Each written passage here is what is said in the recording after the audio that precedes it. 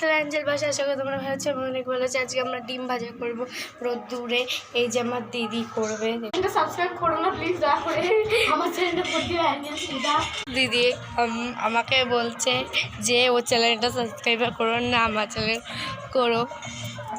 তাই গাইস দেখো এখন কত রোদ্দুর তোমাদের দেখাচ্ছে। এখানে তাওয়া গরম যে দেখুন, এখানে ডিম, এখানে তেল, এখানে তাওয়া গরম করতে দিয়েছে।